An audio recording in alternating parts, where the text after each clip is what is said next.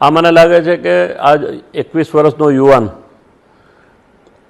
એને ત્યાં જે ઊભા રહી અને સિંહ અને સિંહણની જે મેટિંગ ટાઈમ હતો એવું હું માનું છું. અને મેટિંગ ટાઈમમાં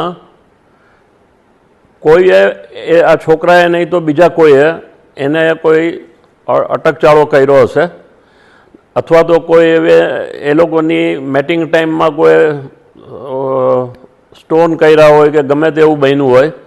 બાકી સિંહનો જે મેટિંગ ટાઈમ છે એ 3 મિનિટનો હોય છે. અને આ જે મેટિંગનું જે સિંહણ હોય છે અને સિંહ હોય છે એનું આમ 5 દિવસ સુધી લગાતાર આ ચાલતું હોય છે. આ કેટલામો દિવસ હતો એ આપણને ખબર નથી, પરંતુ ત્યાં ઊભા રહી અને એને મસ્તી કરવી કે એને ડિસ્ટર્બ કરવાથી આ જે બનાવ બન્યો છે એ બહુ જ દુર્ભાગ્ય છે.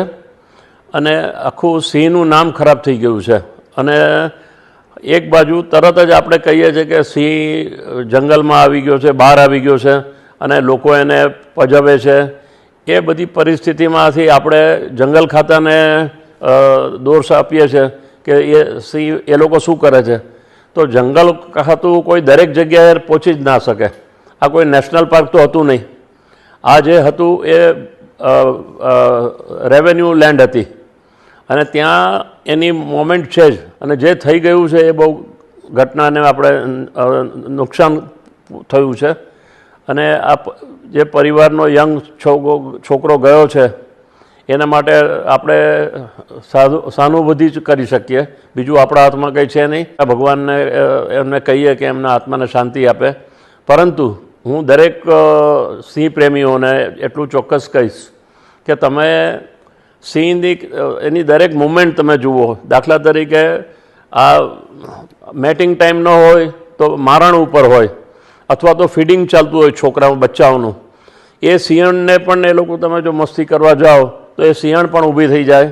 એને તરત જ ભય લાગે છે કે મારા બચ્ચાને ડિસ્ટર્બ કરવા આવ્યા છે, બચ્ચાને હેરાન કરવા આવ્યા છે કે લેવા આવ્યા છે. તો આ બંને પ્રસંગો આપણે બહુ સાચવી રાખવા પડે છે. ઇલીગલ જો શો થાય છે એ તો રેવન્યુમાં જ થાય છે, જંગલમાં કે નેશનલ પાર્કમાં તો નથી થતું. કારણ કે ફોરેસ્ટ ડિપાર્ટમેન્ટ બહુ એ રીતે મજબૂતીથી કામ કરે છે.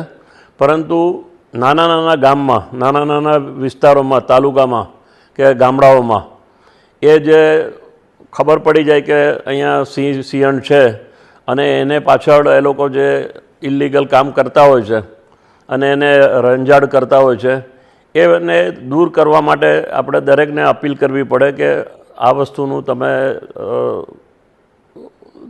ધ્યાન રાખો.